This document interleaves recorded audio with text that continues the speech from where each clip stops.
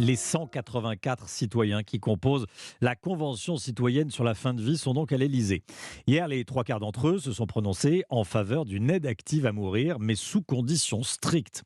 Les conclusions de 4 mois de travaux ont été remises à Emmanuel Macron ce matin. Jacques Serret, vous êtes à l'Élysée pour Europe 1. Bonjour Jacques. Bonjour.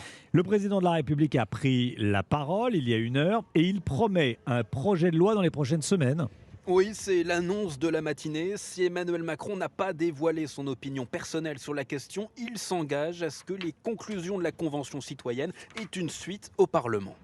Je demande au gouvernement de mener une œuvre de co-construction sur la base de cette référence solide qui est celle de la Convention citoyenne. Je souhaite que ce travail permette de bâtir un projet de loi d'ici à la fin de l'été 2023. Et nous pourrons ainsi, à travers cette maturation, permettre de tracer un nouveau jalon vers ce modèle français de la fin de vie.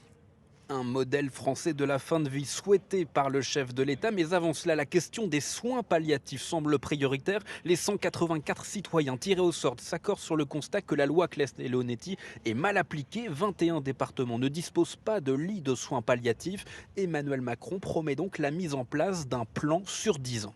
Cela signifie mieux intégrer à l'hôpital les soins palliatifs dans le parcours de soins, former les professionnels, fixer un seuil de lits identifié par territoire, poursuivre le développement des soins palliatifs à domicile. Aussi, je veux que nous avancions avec détermination et pour cela, il nous faut bâtir dans la durée. C'est pourquoi je veux que nous élaborions un plan décennal national pour la prise en charge de la douleur et pour les soins palliatifs, avec les investissements qui s'imposent.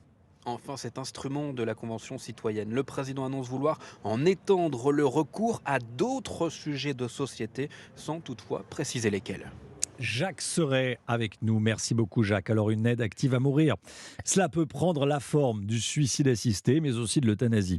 Pour beaucoup de médecins, hors de question d'envisager de mettre fin au jour d'un patient. L'euthanasie pourrait donc faire figure de ligne rouge dans le débat autour du futur projet de loi. Écoutez l'avis de Jean-Marcel Mourgue. Il est vice-président du Conseil national de l'Ordre des médecins. Pour lui, il y a des limites à ne pas dépasser.